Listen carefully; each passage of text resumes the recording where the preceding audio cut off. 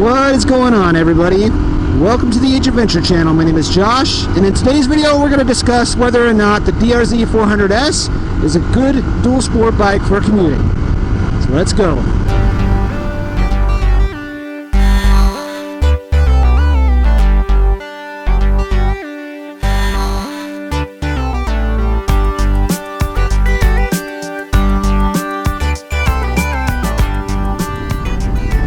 Alright, so the DRZ 400S is probably one of the best all-around dual sport bikes that you can get. It's got relatively long maintenance intervals. You know, it can go fairly fast on the street. It performs extremely well in the dirt, even though it's a little bit heavy. You know, it's a great all-around dual sport. It really captures the essence of what dual sport is. But even though it's a great all-around bike, that doesn't necessarily mean it is good for commuting. So I've owned this bike probably maybe about 2.5 years now. I've commuted on it, I've ridden it off-road, I've ridden it really far, I've ridden it home from places that were really far. So yeah, so I've got quite a bit of experience on it when it comes to both riding it on-road and off-road. And so when you ask the question whether or not the DRZ 400 is a good bike for commuting, you really have to answer the question of what does your commute look like? What does commuting look like to you? You know, some people, a commute might look like, you know, it might kind of look like this. You might be riding around town, you know, you got a couple stoplights and stop signs in the way, but for the most part, you know, your speeds are, you know, maybe 50 miles an hour or less. You may not be going very far, you know, you might be going 10 miles, maybe 15 miles, 20 miles tops. And in those type of situations, I do think the DRZ 400 can make a fairly good commuter bike, with one caveat: it is pretty tall. So when you kind of get in situations where you're stopping and going a lot, or you know, if you're in California and you're trying to kind of weave between traffic and you know, getting stuck at some of these lights and stuff. If you have short legs like I do, or if you're not as tall, the seat height can be a little bit of a concern. So if that's the case, you may want to, you know, look into some type of lowering link, or you know, at the very least, you know, a lower seat to make it a little bit more comfortable for commuting. That's another thing too. The seat's not necessarily super comfortable. I've definitely felt worse, but it's definitely not the best. So like a seat concept seat would be a pretty good investment too if you're going to be doing a lot of commuting on it. Seat Concepts does make a low seat for it, so you know, that kind of addresses my first concern. But when it comes to, you know, when the DRZ gets up to higher speeds, like I said, it'll go pretty fast, but it'll definitely let you know it doesn't like being there for a super long time. So as of right now, I'm going about 50 miles an hour. My DRZ is geared stock, so, and I have had a larger rear sprocket on the back, and you know, at this speed, this is about the maximum speed that, you know, you want to go before you really start feeling the revs pick up with the larger sprocket in the back. Now stock, you can get it up to about 60, 65 before you really start, you know, feeling the DRZ yelling at you from over revving it. So, and this is what I'm talking about. If you have a commute where you're traveling a lot of highway miles, and those highway miles, you know, aren't this kind of casual, you know, slower cruising speed, if they're like our Southern California freeways, or you know, a lot of other highways in other areas of the U.S., this might not be the best choice for you. And so I'll show you what I mean right now. We're going to jump on the freeway and go a couple miles, and it's, you know, for something like this, the DRZ would be pretty good for that. And what is that bike up there? Some kind of adventure bike. It's got panniers. So we're going to jump on the freeway and then jump off in a little bit, and you're going to hear the DRZ just kind of start screaming once we hit, you know, 65. I've gotten it up to close to 90, but man, like the vibrations and the engine noise and the wind and all that kind of stuff at that speed, it's not comfortable. You know, if you have to do it, it's better than nothing, but it is just not comfortable. So I'm at about 63 right now. and I'm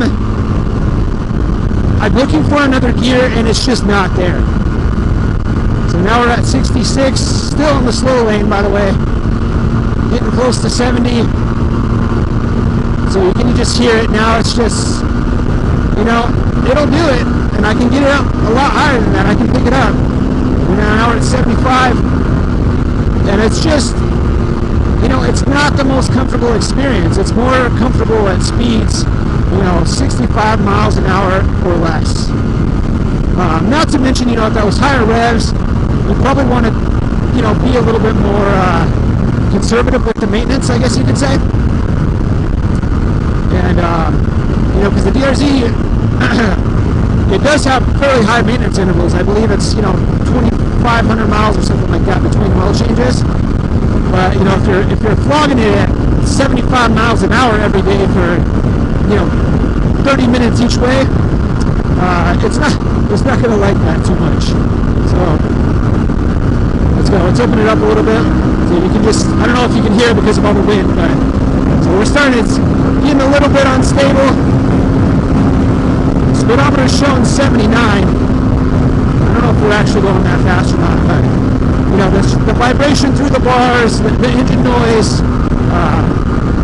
just kind of the overall feeling of being on a dirt bike, essentially, is it's not that comfortable. It'll do it, but it's not that comfortable. So would I recommend it for extended highway commuting? Probably not, unless you're doing shorter stints like this, or you know, the traffic's not moving as fast. You know, so if you're lane splitting or something like that, or you know, there's just more traffic and the traffic doesn't tend to move as quick as what we were going right now, then it'd be something to consider. Another thing too, when it comes to this bike is, you know, while it doesn't get the worst gas mileage in the world, it doesn't get the best either. I've ridden it all different ways. I've had the different gearing on it, and for the life of me, I can't get it to get a higher miles per gallon than 50 miles per gallon. You know, I've tried being easy on the throttle. I've tried flogging it. I've tried, you know, keeping the RPMs down, and no matter what I do, it tends to be somewhere between 45 and 50 miles per gallon, and that's, you know, almost twice as much as a lot of cars, right?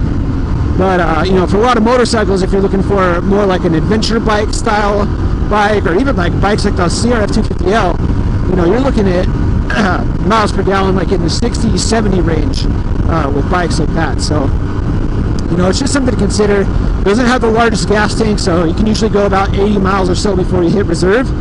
And, you know, while it's not unbearable, it's just, you know, if you have a longer commute, you know, having a refill every couple days is just, you know, it's just one more thing that adds to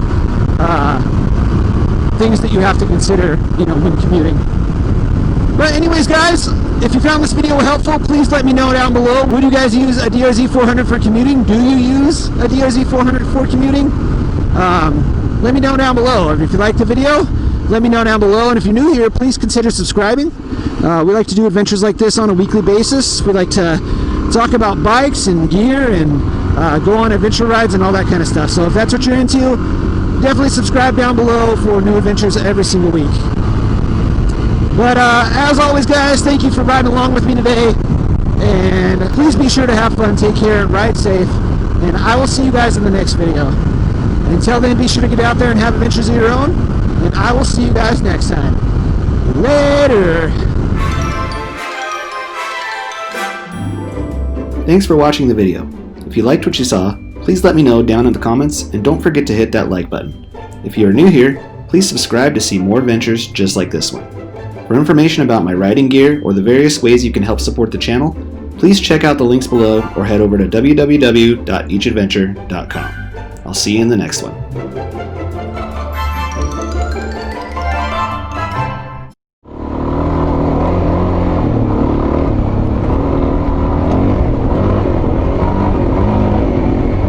Woo!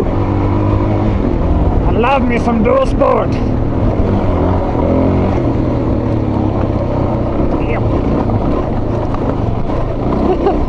Oh, snap!